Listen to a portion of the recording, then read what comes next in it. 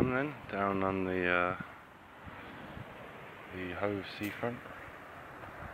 Absolutely stunning day, drawing to a close, and with the end of one day it becomes the beginning of a year, so I'm quite excited. I'll spend the next year trying to improve my physical health, trying to improve my mental health. Oh, that's a stunning sunset. And yeah, generally just getting out of a bit of a physical and mental hole I've been in, so it's just a little chronicling of that. So the challenge is to become as physically fit and muscular and healthy in general, so things like clearing up my skin, cutting out cigarettes and various other things, but we'll get into that.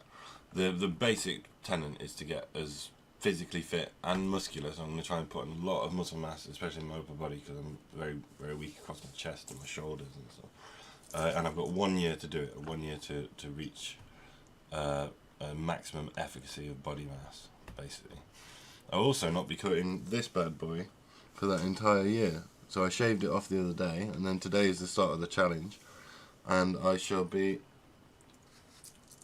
not cutting my hair for a year. I might continue that on longer, because I used to have very, very long hair down to about there, so that might take a couple of years, but initially it's going to be 1 year, no haircuts, no styling, nothing, just let it grow naturally from how it is. Then I'm also thinking the point 3 of this is I'm going to train in a martial art for an entire year and see what level of progression I can get. As I'm not currently employed, I could potentially do several days a week of the martial art, and that would be a good way to bulk up my body and give me a motivation for physical fitness other than simply just going to the gym. The fourth part of this is that I'm going to remain abstinent from any stimulants for 1 year. So that's sort of part A, which is, so I'm including caffeine, even tea, green tea, anything like that. I just want to be completely at a normal level and get my energy levels through food and exercise and how well I sleep, things like that, because I've been having ongoing trouble with sleep issues and all this kind of stuff. And then the other correlating side of that is I want to withdraw from diazepam, which I'm prescribed as part of my condition for anxiety, or the anxiety aspect of my condition, and I want to remove them completely over the next year. Now, it might not even take a year to remove them, but the stabilisation of never having any for a year might actually be quite a challenge. And then any pharmaceutical sedatives as well. I sometimes occasionally get prescribed sleeping tablets because I've been having, they're mainly antihistamine style ones, but I've been having trouble sleeping and things like that. So remove stimulants and sedatives from my diet completely. Now, that includes alcohol, any cannabis, any recreational drugs, anything like that. Just completely nothing that alters my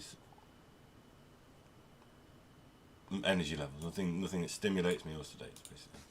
And then the fifth point is just to chronicle the entire process with this video blog that is here happening now, and possibly a written blog as well.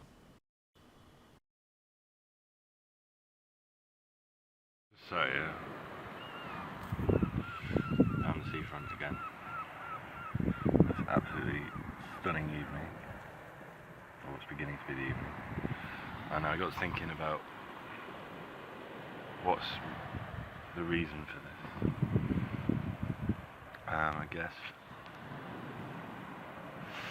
my primary motivation is the fear of death, I suppose. Not in any grandiose existential way, just in terms of mediating what is inevitable, doing everything I can. Sorry, I'm just getting my tea here.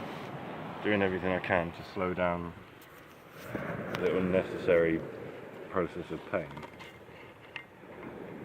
That with things like this shit, it's going to be a lot worse if I don't stop.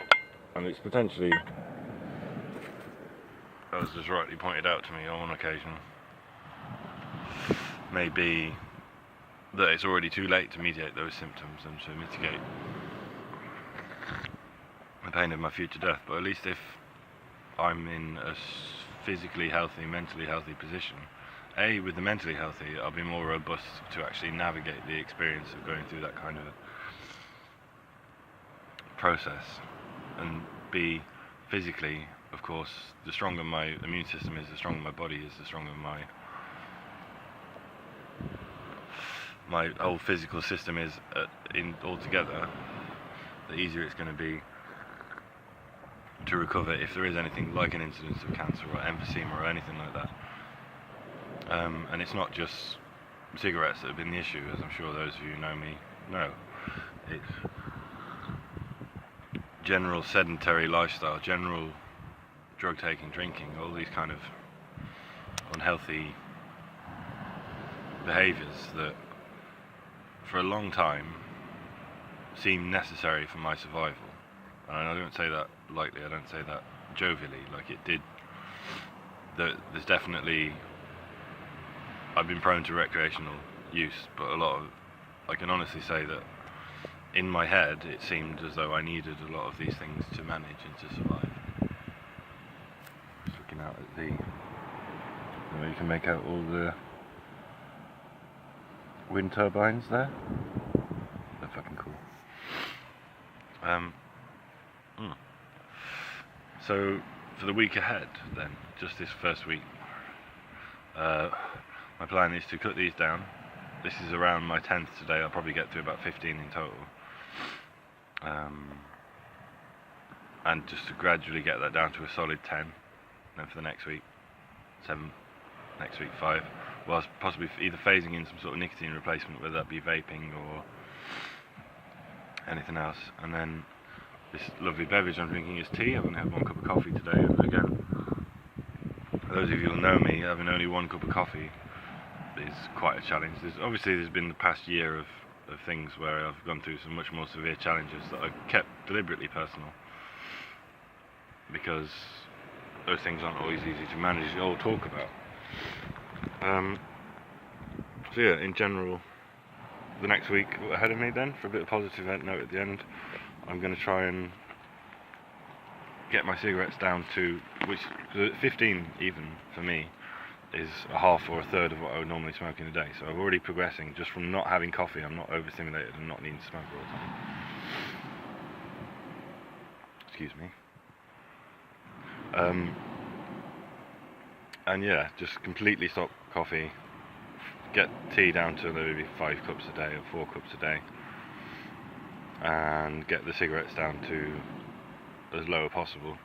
And the next week I'm going to be joining the local gym, which I will feature a little crafty video about probably when I join.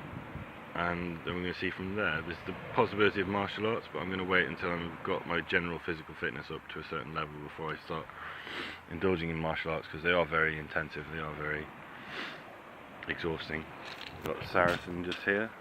I went on a 15-minute intensive, quite forceful bike ride, and then like comfortable speed, but a bit beyond my normal limits, and I intend to cycle back at the same rate. Yeah, so that's my brief summary of today, and then I'll see you at the rest of the video. So what are the potential limitations of this process? So I'm going to dive right in. The first thing is social anxiety. As mentioned earlier, like, it's quite inherent that if you become physically fit, and the things that you're required to do to become physically fit, such as spending time in gym, spending time doing martial arts, spending time in general interacting with, even if it's just a PT, like personal trainer, or a sensei, like a martial arts tutor, I'm always required to not just sit in my house on my own, which is the norm for me. So that's maybe a potential limitation, at least initially, until I can get the ball rolling healthy enough. And it's definitely impacted my ability to sustain kind of motivation for fitness in general. Finances are a further issue. So I don't have any employment, I'm disabled, I'm on benefits. I'm fine with that, but there are certain limitations that I can't just suddenly throw several £1,000s in 1 year towards a personal trainer or to martial arts classes, like regimented, like 5 days a week or something like that, as one might do when trying to get extremely physically fit.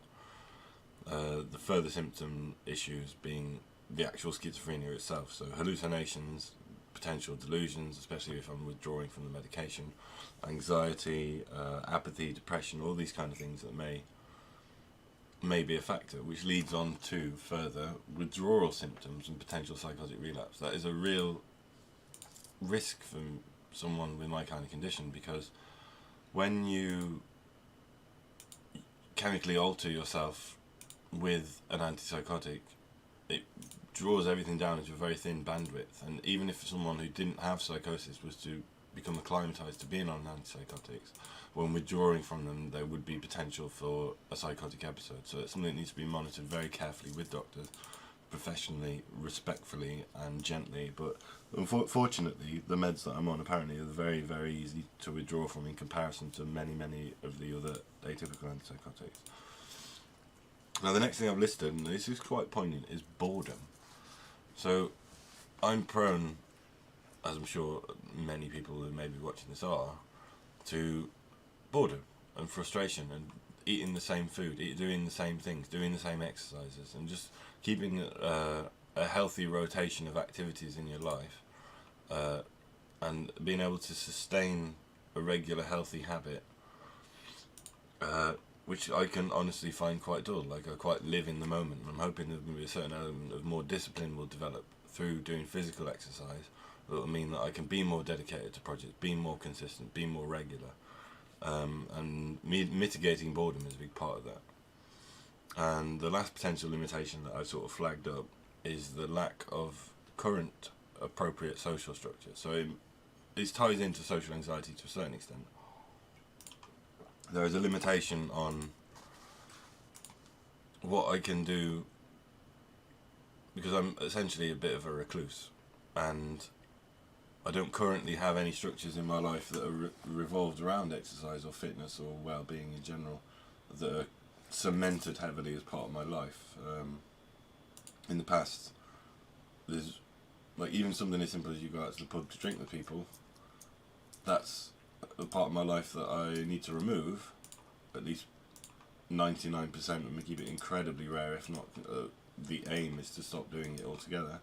But then I need to filter in an alternate social system or social structure to be able to sustain this kind of new mentality or this new way of being, and keep my energy levels up, not only physically with good diet and mediating chemicals and all these kind of physical aspects of it, and exercise as well, but also mentally having a supportive environment where what I do inspires others, and these others inspire me, and it creates a domino effect of development. And I don't currently really have that. So that's sort of the potential limitations anyway. I'll be back. So this is a quick rundown of the food I've got for the week. It should be a nice lovely image of it all displayed on the screen. As you see at the back, we've got about 6 pints of semi-skim milk, which to go with the tea on the right, because I'm trying not to drink coffee. I've also got rooibos tea, which is non-caffeinated whatsoever, and I'm slowly phasing out from caffeinated tea to rooibos. I've got brown rice, white rice, a kilo of each. I've got 4 tins of baked beans, don't know how much that weighs.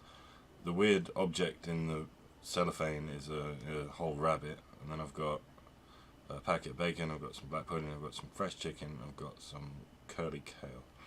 And generally with that, I'm just intending to spread it out quite a bit, but over the coming weeks I'm going to gradually increase my food intake quite substantially. So that's, for me now, that's a lot of food still anyway in comparison to what I'm normally eating per week, because I've actually got quite a low calorie diet, which is where I've managed to maintain this level of slimness, but not necessarily a level of progression or development in terms of muscle and health.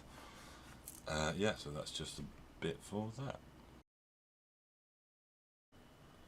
So, what are the motivations? What's the motivation behind the Viking challenge? I'm sure it's probably apparent, but these are all generally positive things to do. But the phrase that sort of comes to mind would be, it's never too late to throw your life away, but one day it could be too late to turn it around. So it's never too late to pick up a bottle of booze and down it. It's always going to be a potential to just be a waste man and throw stuff away, be relentlessly consumed with a self-destructive lifestyle, that's always going to be an option to me. I don't think it'll ever stop being an option because of the fundamental way that our society works. Like, it's even whether it be counterculture with drugs or whether it be current mainstream culture with alcohol, there's just a general thing where it's never too late to stop fucking things up, basically. But very quickly and very easily it can be too late to turn stuff around.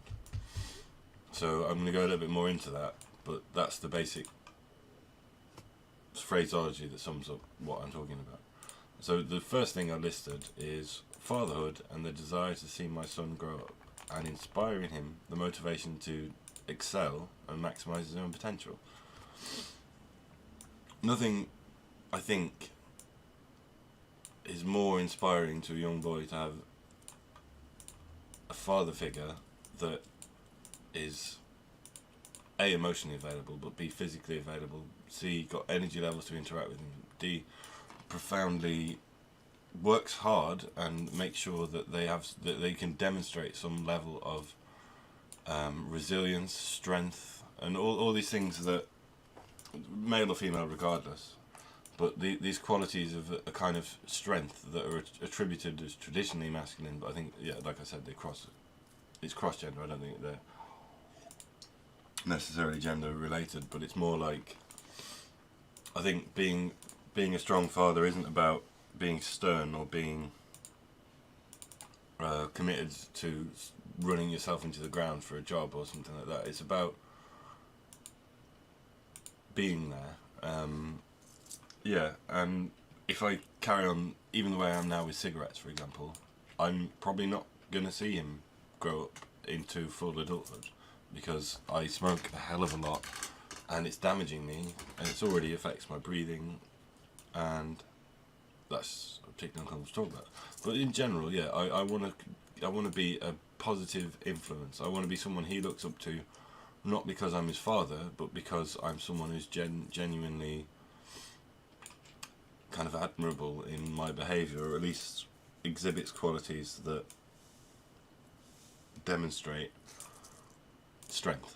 And that's not something that's currently a big part of my life, because I've spent a lot of time being very ill, very depressed, very unmotivated, and whether those things cross-correlate or not, it's sort of my responsibility to not just dwell on the past and not be stuck in the damage done to me, and just to turn it around. So that's the first key thing for me. It's a lot of it is about being a good example, effectively, which I probably could have summed up all of that with, but it's to be a good example. The second thing is that aging is brutal. Seeing people grow old in ill health and poor, this is what I've written specifically, and in poor emotional levels of emotional stability or support, is basically terrifying and disheartening. And for the most part, it's unnecessary, and in some regards, self-inflicted. I currently, for all the challenges I've overcome in the past 10 years, don't feel positive about the state I'll be in my twilight years, or even the likelihood of living long enough to find out what it's like to fade away. In a lot of ways, it's potentially already too late, like with smoking and the relentless alcohol and various things that I've used in the past. And I want to ensure that I minimise, if that is the case, the suffering of both myself and my family and loved ones by doing the best I can to mitigate an early and painful death. And that's basically it. Like, I've seen 50-year-old, 60-year-old men bench pressing in weightlifting competitions. I've seen 70-year-old men walking on their hands fit as a fiddle, probably with more energy than I have. And I think it's a misconception that with age comes misery and isolation and degeneration. I think it's something that it does happen, but I think, as I said, self-inflicted. So when I said self-inflicted, I'm referring to like alcohol, drug dependency, abuse, and these are all very complex issues, things like that. It's like no one, and I've discussed these in other videos, but in some regards, like just not having the kind of the oomph and the desire to develop change can be stifling as well. Yeah, so that's kind of that factor. that I wanted to mention, just that we're all going to die, and I would like to spend as much of the time between now and then being at optimum performance, being healthy, being productive, maximising my life, maximising my happiness, maximising my resilience, maximising my strength, and potentially even reversing some of the damage I've done by smoking and drinking and drugs and all these kind of crazy things I've done in my life. And if not reversing, at least mitigating some of and off-putting and offsetting some of those potential negative outcomes later on in life. So the point 3 is recovery. So my mental health, essentially, and again this is what I've written, has been utterly terrible since I was about 13 or 14 years old. On and off a plethora of different sort of psychiatric medications, whether they be antidepressants, antipsychotics, sedatives, sleeping tablets, all these kind of things. Or an equal plethora of illicit substances to try and overcome and mitigate the difficulties I face as both a consequence of my environment, perhaps, and any genetic predisposition I may have. And the key to withdrawal or reduction of all substances, regardless of their legal status or who prescribes them, is basically mitigating and moving away from environmental and genetic predisposed factors, but also addressing the things that are actually the problem.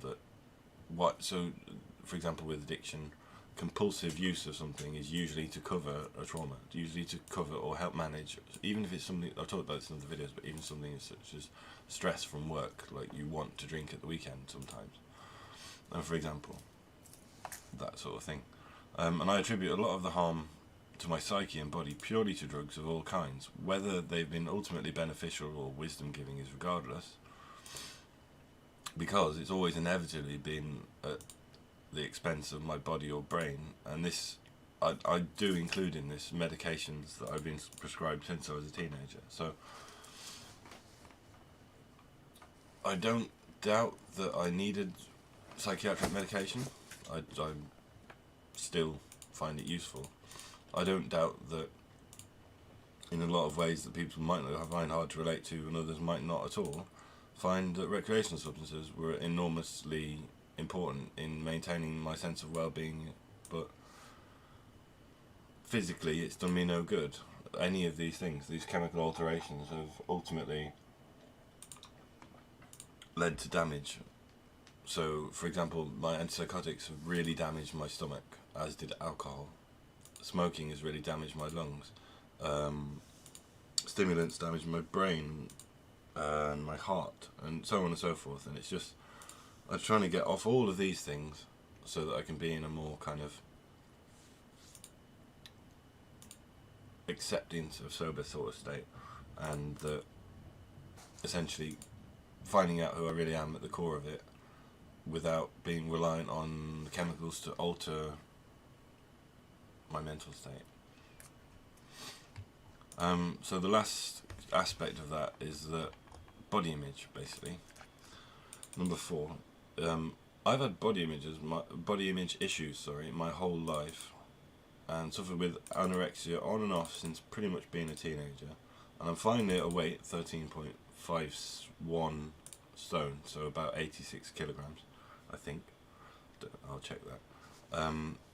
I'm finally at a weight I'm comfortable with, and I'm quite happy with my body. Like, this is the most weight I've held without going down into underweight, being significantly underweight and having terrible energy levels and kind of looking very gaunt. But I still suffer, despite being comfortable with it, I still suffer from a terrible inner voice that's quite abusive about the things that, and probably in some regards rightly so, I don't know if that's easy to say, but I'm very negative about myself in regards to things that I can change but don't. So things like smoking, drinking, drugs, fatty foods, junk food, crap, sweets, cakes, etc. Blah blah blah blah blah. Now I'm at a level where I'm happy with my body mass and I'm comfortable with it, but I think I need to come more into alignment between what I should be doing, what I know is the best thing to do, how to come out of these physical health related issues, and what I'm actually doing, which is starvation, malnourishment to a certain extent, or drinking loads of coffee so I don't to suppress my appetite, smoking, things like that. So, be these dietary issues or indeed the side effects of medicines or drugs, I'm generally in quite a poor condition. I want this to change. I want to feel positive about myself from a physical perspective, and because this anxiety about self maintenance, and those who know me personally, you must know that's an ongoing issue. And sometimes that anxiety about my poor self maintenance and general ill health prevents me from even leaving the house. So yeah, that's kind of the whole thing. So this is the 1 year Viking challenge. Get fit, get sane, get sober. I've been David Bradley, aka Schizophreniforms. Thank you for watching.